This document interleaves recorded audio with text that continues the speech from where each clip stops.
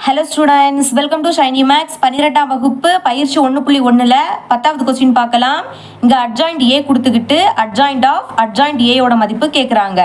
Okay, solve பண்ணிடலாம். முதல்ல தந்திருக்கக்கூடிய அட்ஜாயிண்ட் ஏ அப்படியே எடுத்து எழுதிக்கிட்டேன்.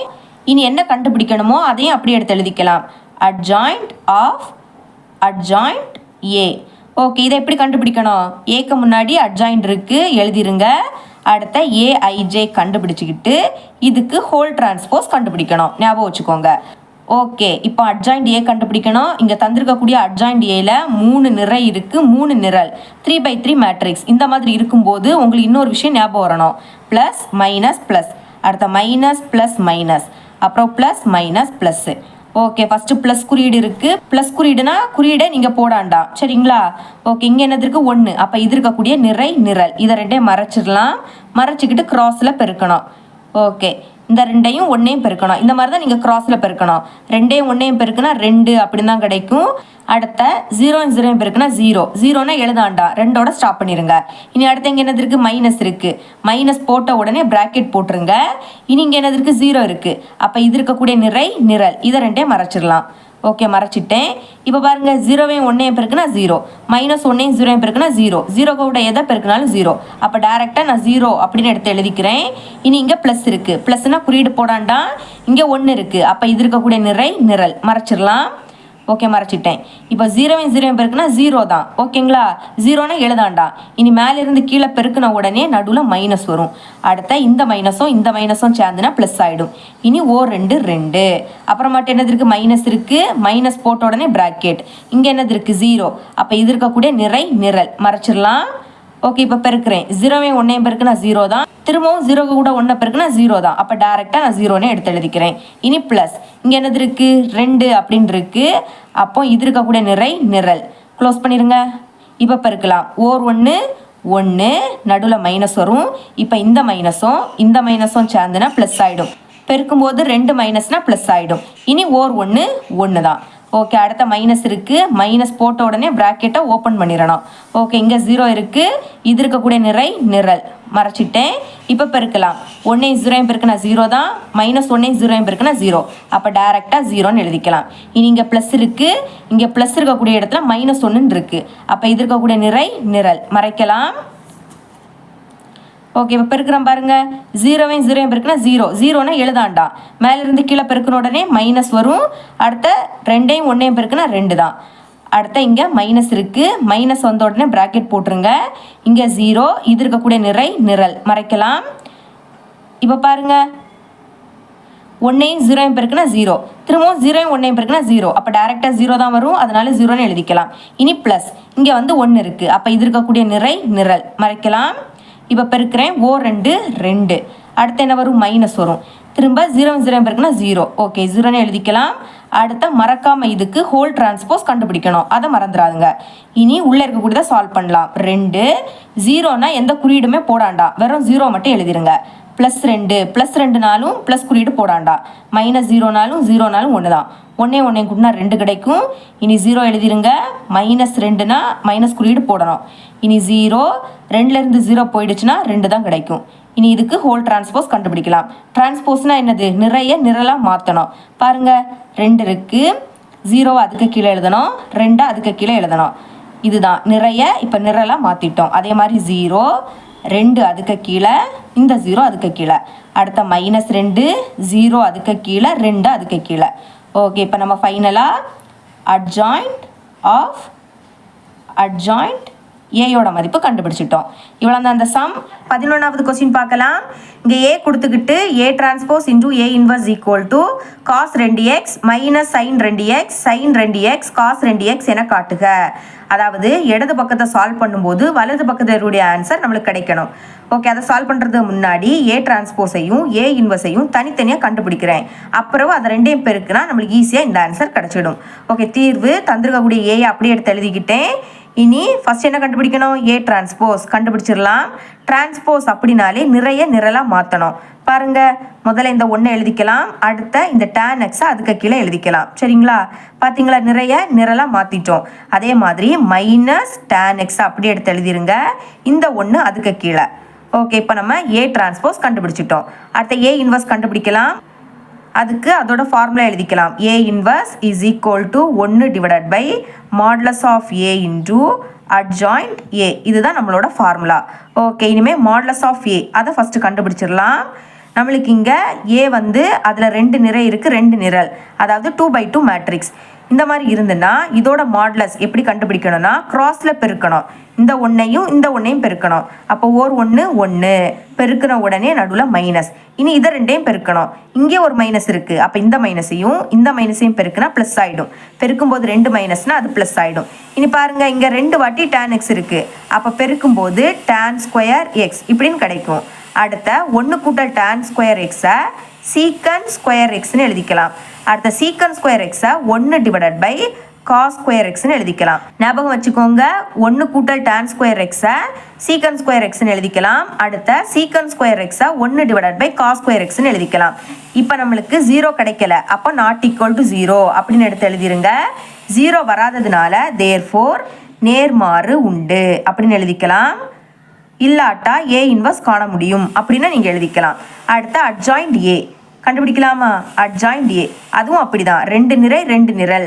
அப்போ என்ன பண்ணணும், மூலை விட்டத்தில் இருக்கக்கூடிய எண்களை இடம் மாற்றணும். இந்த ஒன்று மேலே வந்துடும், இந்த ஒன்று கீழே வந்துடும். ரெண்டுமே சேம் எண்ணுனால பிரச்சனை கிடையாது. ஒன்று இங்கே வரும், இந்த ஒன்று இங்கே எழுதிடலாம். இனி இங்கே வந்து என்னென்னா இடத்த மாற்றக்கூடாது, அதோட குறியீடை மாற்றணும். Plus tan x minus tan x மாறும். சரிங்களா? அப்புறமாட்டு minus tan x plus tan x மாறும். இப்போ நம்ம அட்ஜாயிண்ட் A அதுவும் கண்டுபிடிச்சிட்டோம்.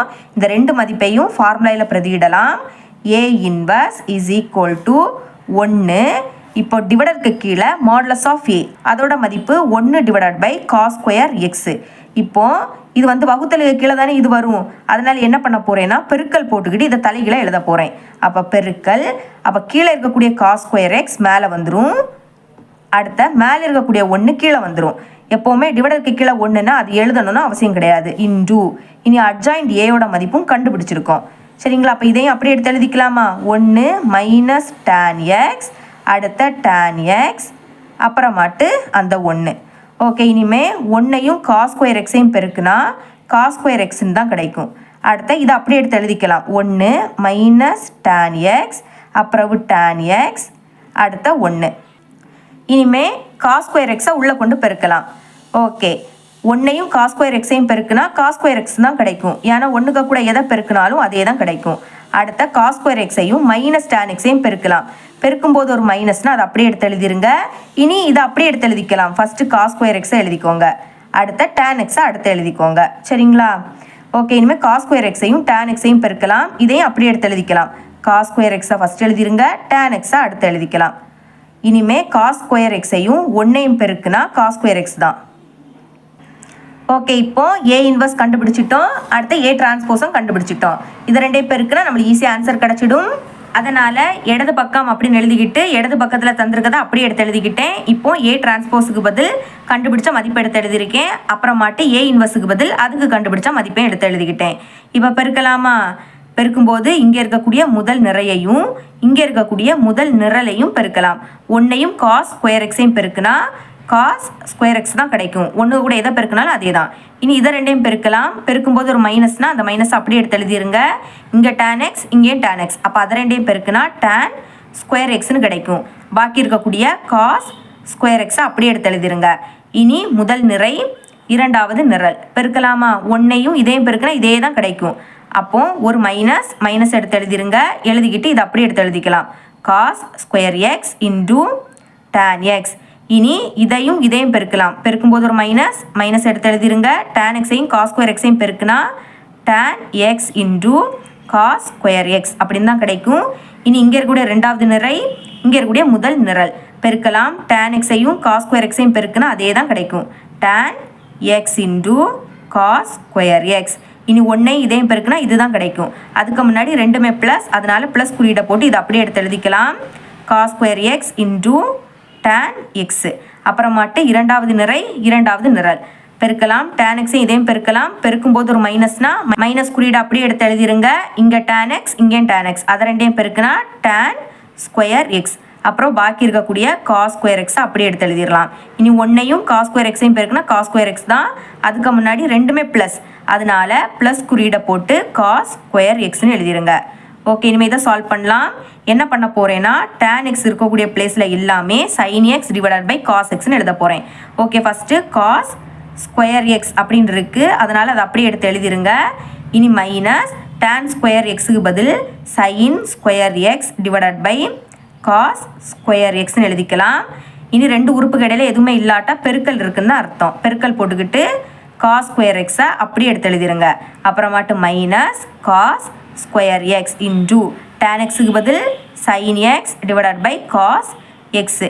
இங்கே ஸ்கொயர் இல்லை, அதனால் ஸ்கொயர் இல்லாமல் எழுதியிருக்கேன். அப்புறம் மைனஸ் tan எக்ஸுக்கு பதில் sin x divided by cos x into இனி cos ஸ்கொயர் எக்ஸை அப்படியே எடுத்து எழுதிருங்க. ஓகே, எழுதிட்டேன். இனி tan எக்ஸுக்கு பதில் sin x divided by cos x into cos square எக்ஸை அப்படியே எடுத்து எழுதிக்கலாம். அடுத்த கூட்டல், இங்கேயும் cos ஸ்கொயர் எக்ஸ் அப்படியே எடுத்து எழுதிருங்க.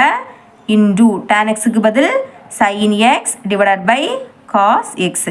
ஓகே, இனிமேல் மைனஸ் tan ஸ்கொயர் எக்ஸுக்கு பதில் sin square x divided by cos square x into cos square x அப்படியே எடுத்து எழுதிக்கலாம். கூட்டல், அடுத்ததும் cos ஸ்கொயர் எக்ஸ் தான் எழுதிருங்க. ஓகே, இனிமேல் இதை சால்வ் பண்ணலாம். பாருங்கள், ஃபஸ்ட்டு cos ஸ்கொயர் எக்ஸ் இருக்குது, அதை எதுவுமே பண்ணிடாதுங்க, அது அப்படியே இருக்கட்டு. மைனஸ் இங்கே cos ஸ்கொயர் எக்ஸ், இங்கேயும் cos ஸ்கொயர் எக்ஸ் கேன்சல் ஆகிடுச்சுன்னா பாக்கி sin ஸ்கொயர் எக்ஸ் மட்டும் தான் இருக்கும். ஓகே, இனிமேல் இங்கே அதே மாதிரி தான். ஃபஸ்ட்டு மைனஸ் இருக்குது, அப்புறம் இங்கே ஒரு cos எக்ஸ் இருக்குது, இங்கே ரெண்டு cos எக்ஸ். அப்போ ஒன்று தான் கேன்சல் பண்ணனால ரெண்டை கேன்சல் பண்ணிவிட்டு ஒன்றுன்னு எழுதுங்க. இல்லாட்டா ரெண்டை கேன்சல் பண்ணாலே ஒரே ஒரு cos எக்ஸ் இருக்குன்னு தான் அர்த்தம். இப்போ cos எக்ஸையும் sin எக்ஸையும் பெருக்குன்னா இதே தான் கிடைக்கும். இங்கே ஃபஸ்ட்டு sin எக்ஸை எழுதிக்கிட்டு அடுத்த cos எக்ஸ் எழுதிக்கலாம்.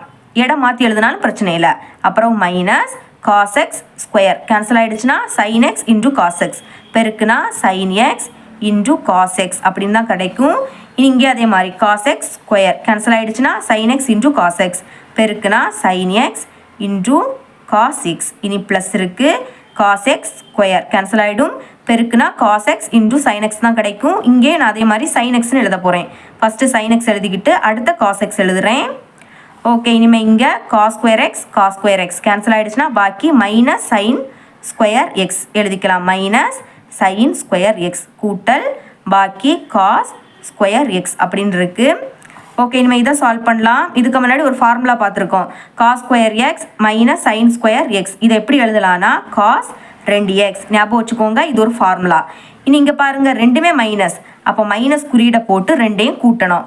இங்கே sin x into cos X அதே தான் இங்கே இருக்குது. அப்போ ரெண்டு வாட்டி இருக்கிறதுனால முன்னாடி ரெண்டு எழுதிக்கிட்டு இதை ஒரு வாட்டி எழுதினாலே போதும், sin x into cos X. சரிங்களா? அதே மாதிரி தான் இங்கேயும் sin x into cos X அதுதான் இங்கே இருக்குது. அப்போ கூட்டும்போது இது ரெண்டு வாட்டி இருக்கிறதுனால ரெண்டுன்னு எழுதிக்கிட்டு அதை ஒரு வாட்டி எழுதினாலே போதும், sin x into cos x. இனி இதுக்கு முன்னாடி பார்த்துருக்கோம், இங்கே ரெண்டாவது மைனஸ் sin ஸ்கொயர் எக்ஸ் இருக்குது, இங்கே அது முதல்ல இருக்குது. இடம் மாதிரி இருந்தாலும் இதோட மதிப்பு ஒன்று தான். அப்போ cos 2xன்னு எழுதிக்கலாம். சரிங்களா? ஓகே, இதை இன்னும் சுருக்கலாம். ஃபஸ்ட்டு cos 2x, இதில் எந்த ஒரு சேஞ்சுமே வராது. இனி இங்கே மைனஸ் இருக்கனால மைனஸ்னு எழுதிருங்க. 2 into sin x into cos X, இதுக்கு பதில் sin 2x அப்படின்னு எழுதிக்கலாம். இனி இங்கேயும் அதே தான் இருக்குது, 2 sin x into cos X, அதுக்கு பதில் sin 2x அப்படின்னு எடுத்து எழுதிக்கலாம். அப்புறம் cos 2x அதை அப்படியே எடுத்து எழுதிருங்க. இதுதான் நம்மளோட வலது பக்கம். வலது பக்கத்தில் என்னது இருக்கோ அதை அப்படியே கொண்டு வந்துட்டோம். அதனால் therefore அப்படின்னு எழுதிக்கிட்டு என்ன நிரூபிக்க கேட்டாங்களோ அதை அப்படியே எழுதிருங்க என்பது நிரூபிக்கப்பட்டது. அதாவது கொஸ்டினில் என்ன கொடுத்துருந்தாங்களோ அதை அப்படியே கொண்டு வந்துட்டோம், அதனால நிரூபிக்கப்பட்டதுன்னு ஃபைனலாக எழுதிருங்க. இவ்வளோதான் அந்த சம். 12வது கொஸ்டின் பார்க்கலாம். a into 5 3 -1 -2 is equal to 14 7 7 7 எனில் ஏயை காண்க. இப்போ ஏயோட மதிப்பு தான் கண்டுபிடிக்கணும். சரிங்களா? அதுக்கு ஃபஸ்ட்டு தந்திருக்கக்கூடிய அணியை பின்னு எடுத்துக்கிறேன். இந்த அணியை பின்னு எடுத்துக்கலாம். அதை அப்படியே எடுத்து எழுதிருங்க. 5 3 -1 -2. அடுத்த இதை சீன் எடுத்துக்கிறேன். அது மட்டும் இல்லாமல் இதுக்குள்ளே இருக்கக்கூடிய எல்லா எண்களும் 7ஆம் வாய்ப்பாடில் வரும். அப்போ 7 வெளியே எடுத்துடலாம். இப்போ 14 எப்படி எழுதலாம்? 7 2 14. 7 வெளியே எடுத்தால் பாக்கி 2 இருக்கும். அடுத்த 7 எப்படி எழுதலாம்? 1 7 7. 7 வெளியே எடுத்தால் பாக்கி 1 இருக்கும். அப்போ 7 இருக்கக்கூடிய பிளேஸில் 1ன்னு எழுதிருங்க. இங்கே 7 இருக்குது, 1ன்னு எழுதுங்க. இங்கே 7, அப்போ 1ன்னு எழுதிக்கோங்க. இப்போ இங்கே a இருக்குது, இதை நான் பி அப்படின்னு எடுத்துக்கிட்டேன். அப்போ பின்னு எழுதிக்கலாம். இஸ் ஈக்குவல் டு இதை நம்ம சின்னு எடுத்திருக்கோம். அப்போ சி. இனி ஏ தானே கண்டுபிடிக்கணும், ஏயை மட்டும் வச்சுக்கோங்க. இங்க சி இருக்கு, இந்த பி சமத்துக்கு அந்த பக்கம் போச்சுன்னா பி இன்வர்ஸா மாறிடும். ஓகேங்களா, எது கண்டுபிடிக்கணுமோ அதை மட்டும் வச்சுக்கோங்க, மற்றதெல்லாம் அந்த பக்கம் கொண்டு போயிருங்க. பி சமத்துக்கு அந்த பக்கம் போச்சுன்னா பி இன்வர்ஸ், அதை ஞாபகம் வச்சுக்கோங்க. இப்போ ஃபர்ஸ்ட் பி இன்வர்ஸ் கண்டுபிடிச்சிக்கிட்டு அடுத்து அதில் பிரதியிடலாம். ஆல்ரெடி ஏ இன்வர்ஸ் ஃபார்முலா பார்த்துருக்கோம், அதில் ஏ கூடிய பிளேஸில் இங்கே பி இருக்கு. அப்போ ஃபார்முலா மாற்றி எழுதலாமா, 1 divided by modulus of B into adjoint B. Okay, 1 divided by modulus of B. இங்கே 2 நிறை 2 நிரல், அப்போ இதோட மாடுலஸ் எப்படி கண்டுபிடிக்கணும், குறுக்க பெருக்கணும். 5ஐயும் -2 பெருக்கணும். பெருக்கும்போது ஒரு மைனஸ்னால் அதை அப்படியே எடுத்து எழுதிருங்க. I2 10. அடுத்த நடுவில் மைனஸ் வரும். இனி இதை 2ஐயும் பெருக்கலாம். இங்கே ஒரு மைனஸ், அப்போ இந்த மைனஸும் ப்ளஸ் ஆகிடும். பெருக்கும்போது 2 மைனஸ்னால் அது ப்ளஸ் ஆகிடும். அப்புறமாட்டு ஓர் 3 3. இனி அட்ஜாயிண்ட் பி கண்டுபிடிக்கலாம். அதுவும் அப்படிதான், 2 நிறை 2 நிரல். அப்போ என்ன பண்ணணும், மூலை விட்டத்தில் இருக்கக்கூடிய எண்களை இடம் மாற்றணும். -2 மேலே வரும், 5 கீழே போயிடும். அப்போ எழுதிக்கலாம் -2 5. இனி இந்த சைடு குறியீடு தான் மாறும், +3 -3 ஆகிடும். அப்புறம் -1 +1 மாறிடும். சரிங்களா, ஞாபகம் வச்சுக்கோங்க. இனி 1 டிவைடட் பை ஒரு மைனஸ்னால் கழிக்கணும். 10லேருந்து 3 கழிச்சா 7.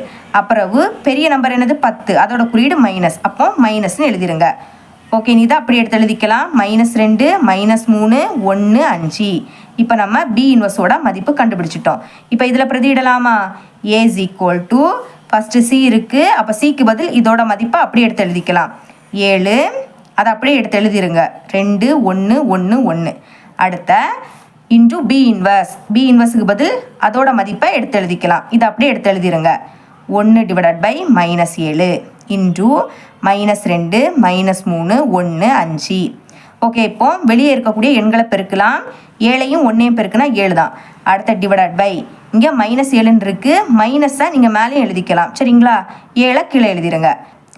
இனி இதை 2ஐயும் பெருக்கலாம். இங்கே இருக்கக்கூடிய நிறையையும் இங்கே இருக்கக்கூடிய முதல் நிரலையும் பெருக்கலாம். ஓகே, E2 4, ஒரு மைனஸ், அப்போ -4. இனி ஓர் 1 1, ரெண்டுமே ப்ளஸ், அப்போ +1. அப்புறமாட்டு இங்கே இருக்கக்கூடிய முதல் நிறை இங்கே இருக்கக்கூடிய இரண்டாவது நிரல் பெருக்கலாமா. 3 6, ஒரு மைனஸ், அப்போ -6. இனி ஓர் 5 5, ரெண்டுமே ப்ளஸ், அப்போ +5. இனி இங்கே இருக்கக்கூடிய இரண்டாவது நிறை முதல் நிரல் ஓர் 2 2, ஒரு மைனஸ், அப்போ -2. இனி ஓர் 1 1, ரெண்டுமே ப்ளஸ், அப்போ +1. இங்கே இருக்கக்கூடிய இரண்டாவது நிறை இங்கே இருக்கக்கூடிய இரண்டாவது நிரல் 1ஐயும் -3ஐயும் பெருக்குனா -3 தான். அடுத்த ஓர் 5 5, ரெண்டும் ப்ளஸ், அப்போ +5. ஓகே, இப்போ ஓர் 7 7, ஓர் 7 7. அப்போ பாக்கி என்னது இருக்குது, -1. மறந்துடாதுங்க. இப்போ இங்கே மைனஸ்னால் கழிக்கணும். 4லேருந்து 1 கழிச்சா 3, கழித்து பெரிய எண்ணோட குறியீடு போடணும். பெரிய எண் 4, அதோட குறியீடு மைனஸ். இனி இங்கே அதே மாதிரி தான், 6லேருந்து 5 கழிச்சா 1, பெரிய எண்ணோட குறியீடு மைனஸ், அப்போ -1. இங்கேயும் அப்படி தான், 2லேருந்து 1 கழிச்சா 1, பெரிய எண்ணோட குறியீடு மைனஸ். அப்புறம் 5லேருந்து 3 கழிச்சா 2, இங்கே பெரிய எண்ணோட குறியீடு ப்ளஸ், அப்போ ப்ளஸ்னா குறியீடு போடாண்டா. இப்போ பாருங்க, 1ஆல் உள்ள இருக்கக்கூடியதை பெருக்குனா அதே தான் கிடைக்கும். ஆனால் மைனஸால் உள்ள பெருக்கினீங்கன்னா மைனஸ் மதிப்பெல்லாம் ப்ளஸ் ஆகிடும், ப்ளஸ் மதிப்பெல்லாம் மைனஸ் ஆகிடும். பெருக்கலாமா, -3 +3 ஆகிடும், -1 +1 ஆகிடும், திரும்பவும் -1 +1 தான். அடுத்த +2 -2 ஆகிடும். சரிங்களா, இதுதான் நம்மளோட ஏ. இப்போ நம்ம ஏயோட மதிப்பை ஈஸியாக கண்டுபிடிச்சிட்டோம். இவ்வளோ தான் இந்த சம். இது உங்களுக்கு கிளியராக அண்டர்ஸ்டாண்ட் ஆகிருக்கும் நம்புகிறேன். தேங்க்ஸ் ஃபார் வாட்சிங்.